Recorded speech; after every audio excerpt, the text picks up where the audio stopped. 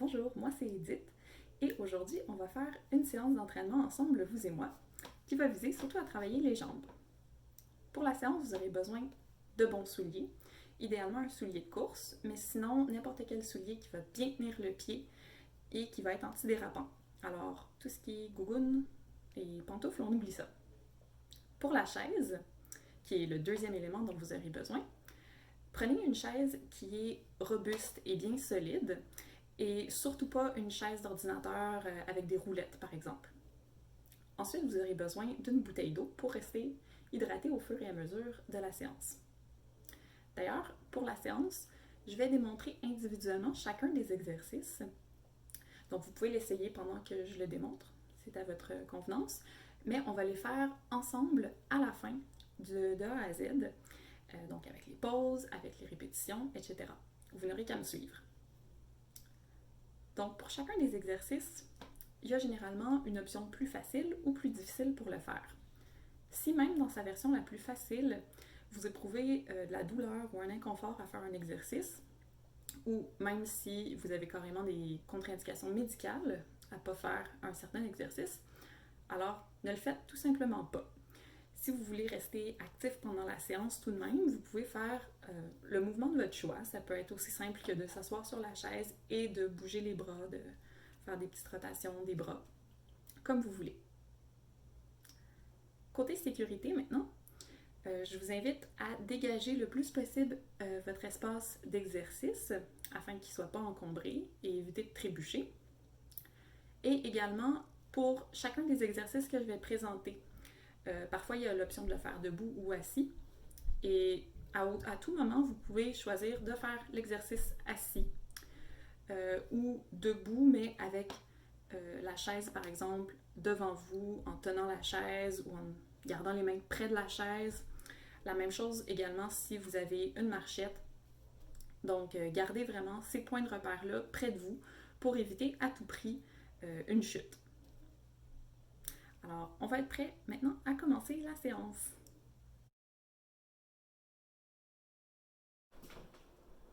On va commencer par faire des rotations de la tête. Donc, simplement tourner à 360 degrés. Là, je vous ai montré des grands mouvements avec une grande amplitude. Ça, c'est un petit peu plus difficile.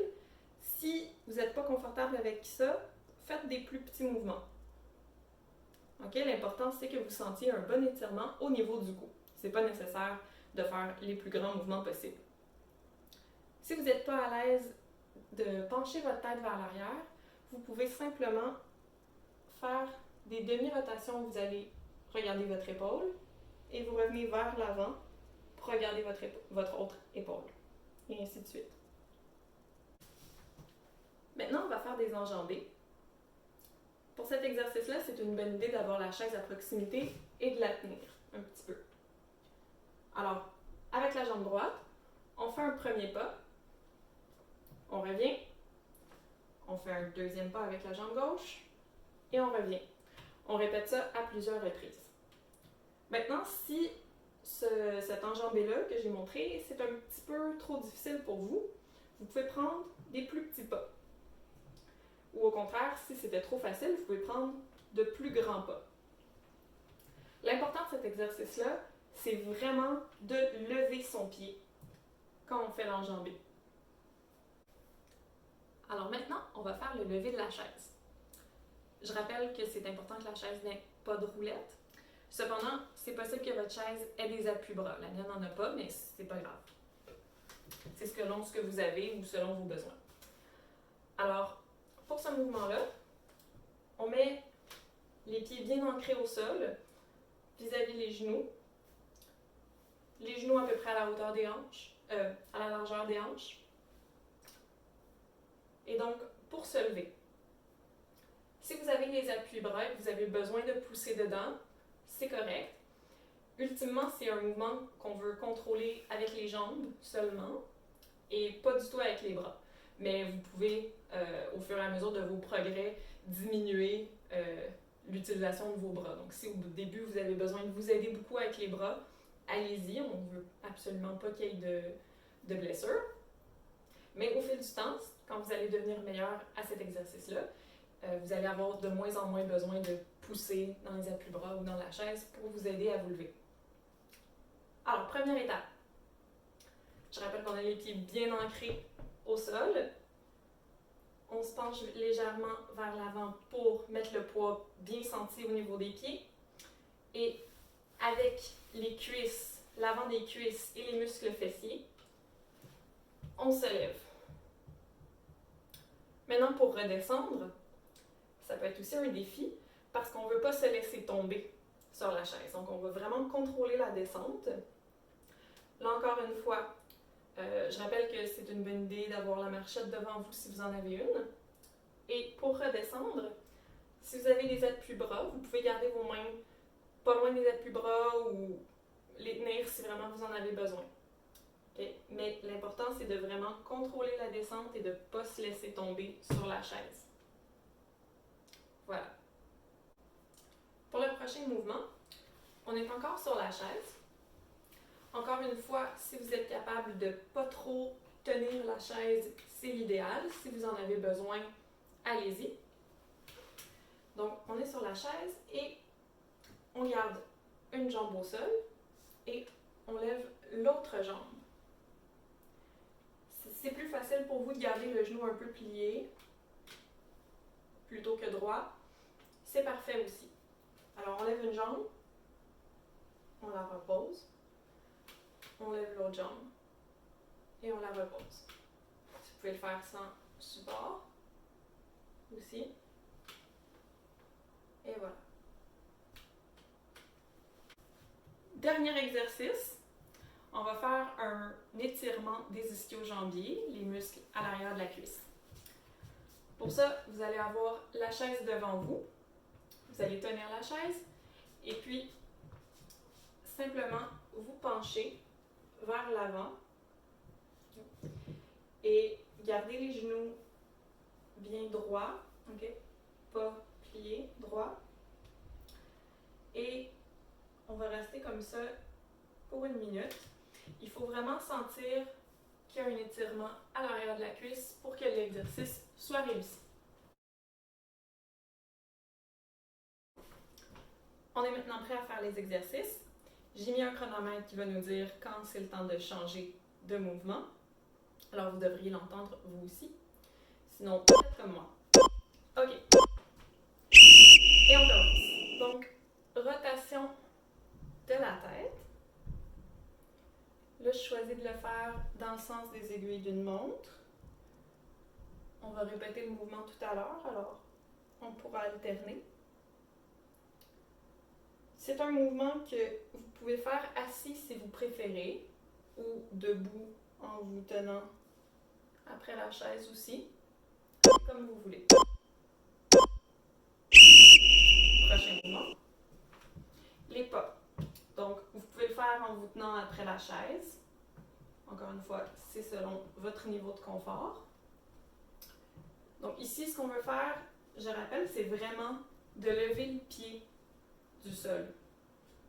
C'est pas nécessaire de faire des enjambées géantes comme ça, très hautes, mais simplement lever le pied, c'est suffisant. Si vous voulez faire des enjambées plus hautes, c'est aussi une possibilité.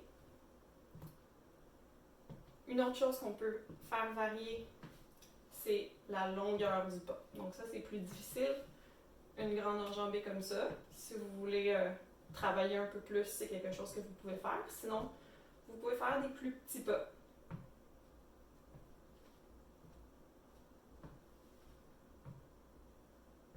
L'important, c'est vraiment de bouger.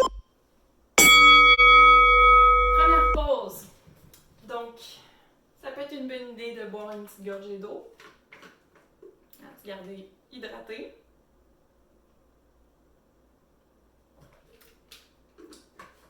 Donc, c'est une pause de 30 secondes. Si vous voulez en profiter pour vous asseoir un petit peu ou simplement, vous pouvez vous étirer un petit peu si c'est quelque chose qui vous fait du bien.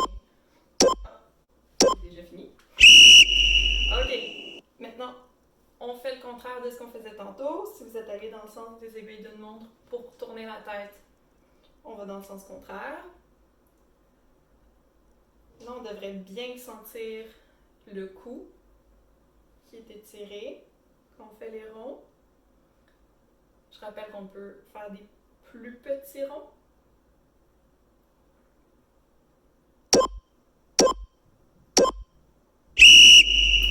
On passe au prochain mouvement. Les pas.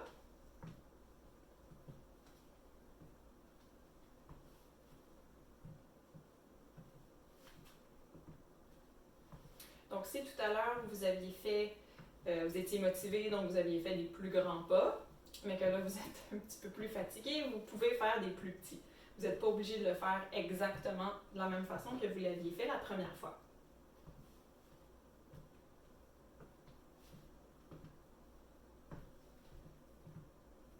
Vous n'êtes pas non plus obligé d'aller à la même vitesse que moi. C'est à votre rythme.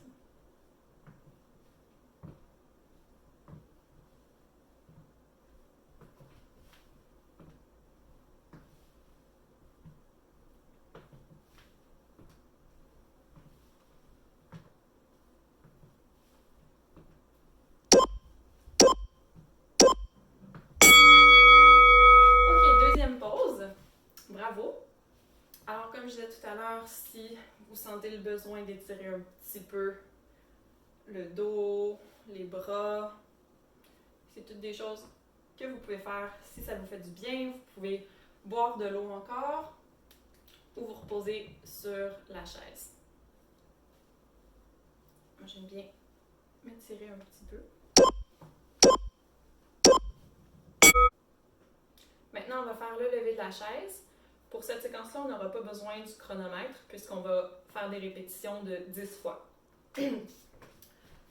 Alors, comme j'avais dit tout à l'heure, si vous avez besoin d'une marchette devant vous, vous pouvez la mettre ici. Je rappelle que ma chaise, elle n'a pas d'appui-bras, mais si vous en avez, il faut essayer de ne pas trop les utiliser. Alors, on y va. On transfère le poids vers l'avant et on se lève. On essaye de ne pas trop utiliser le support des mains. Et là, on contrôle la descente. Donc, 1. On répète. 2.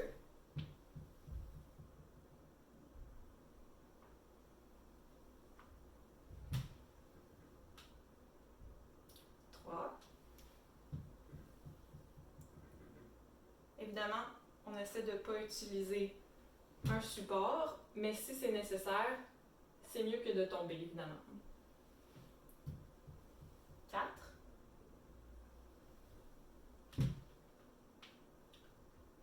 5.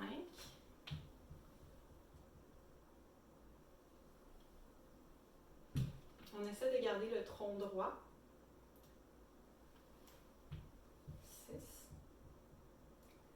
Pour faire ça, on peut imaginer qu'il y a une ficelle qui tire au-dessus de notre tête.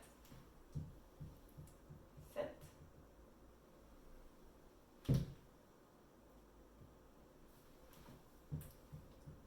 8.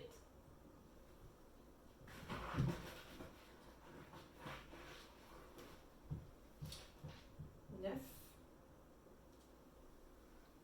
Si vous avez entendu un bruit un peu bizarre, c'est mon chat qui s'est fait les griffes. Et 10. Donc, on va passer au prochain mouvement. Donc, pour cet exercice, on garde les jambes au sol. On essaie de ne pas se tenir sur les appuis-bras ou si c'est nécessaire, que vous avez besoin de tenir un petit peu la chaise, allez-y. On essaye que non. Alors, c'est de lever une jambe à la fois. 1, on va le faire 20 fois. 2, l'autre pied reste au sol. 3, 4. Si vous avez besoin de plier davantage le genou pour le monter, c'est correct. 5, 6, 7, 8. Vous pouvez aussi monter la jambe moins haute. 9, comme ça. 10, 11, 12, 13, 14, 15, 16,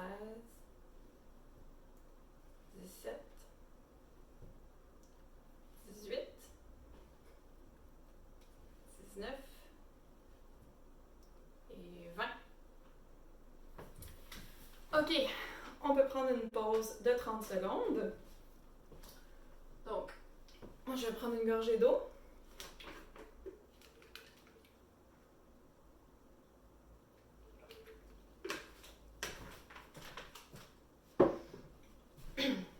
Positionner la chaise pour être prête à faire le lever de la chaise.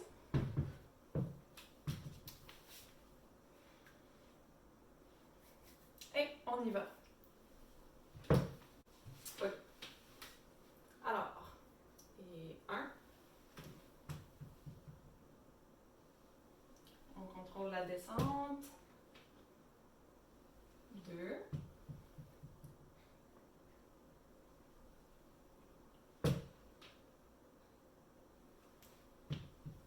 3. 4.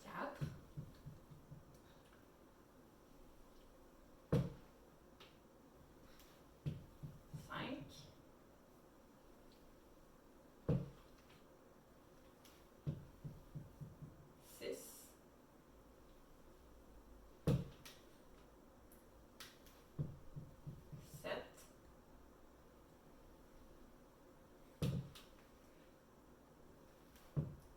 8.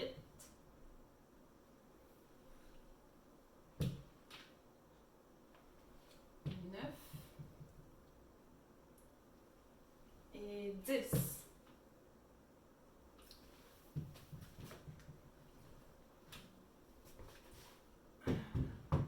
Là, on va pouvoir faire le prochain mouvement. Alors, on y va. On lève la jambe une fois, 2 fois, 3,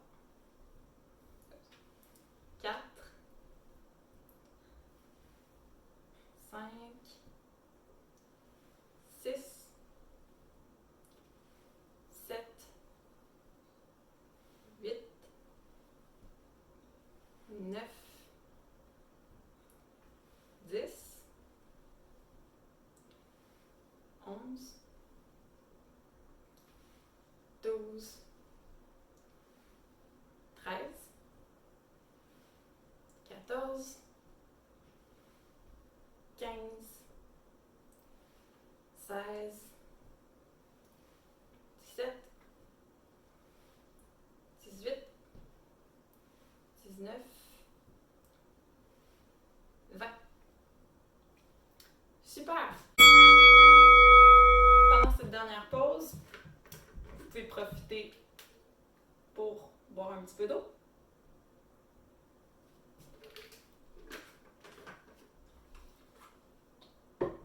Encore une fois, vous pouvez détendre un petit peu vos muscles. Pendant ce temps-là, je vais vous rappeler quel est le prochain exercice. C'est un étirement des muscles ischio-jambiers, donc derrière la cuisse. On va tenir la position pendant 1 minute. Okay? Alors, vous pouvez vous accoter sur la chaise et descendre jusqu'à temps que vous sentiez un étirement dans les muscles.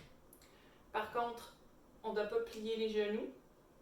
On doit vraiment avoir les genoux droits.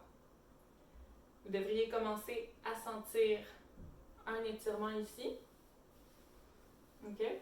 On ne force pas le dos. On n'étire pas le dos, c'est vraiment ici. C'est vraiment important. Donc, vous pouvez faire varier la hauteur où vous avez besoin d'aller. Si à ce niveau-là, ça étire vos muscles, c'est parfait. Sinon, vous pouvez chercher en allant un petit peu plus bas. Quelle est la bonne hauteur pour vous?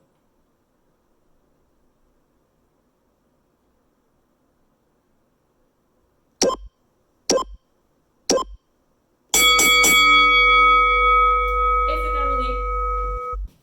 Donc, à la fin de cet exercice, si vous ne l'avez pas encore fait, c'est le bon temps de boire de l'eau. Et continuez de rester actif. Bravo!